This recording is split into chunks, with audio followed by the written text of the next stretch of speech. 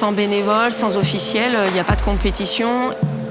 Je suis au quotidien bénévole en tant que juge arbitre dans la natation valide et handisport. Je suis maman de 4 enfants. J'habite Feucherolles dans les Yvelines, près de Paris.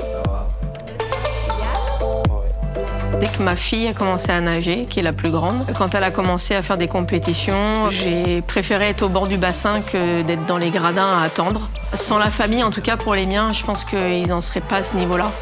Parce que le sport en lui-même, quand on est sportif de haut niveau, ça demande beaucoup de concessions et ça demande beaucoup de temps.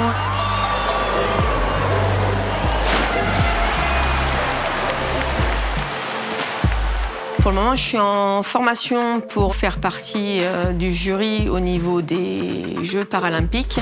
Donc effectivement, on a des formations toutes les semaines. C'est nous qui jugeons les nageurs qui sont là dans l'eau et qui sont là pour faire des temps de qualification. Souvent, le stress, malgré tout, il est toujours là. On a des abandons.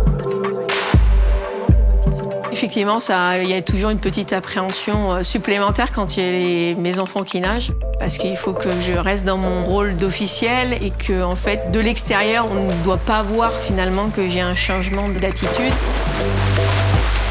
Quand ils gagnent une course, quand il y a une émotion vraiment qui est très profonde, ou même quand ils perdent ou quand ils sont disqualifiés, c'est pareil, parce qu'en fait, je suis au bord du bassin et je peux rien faire.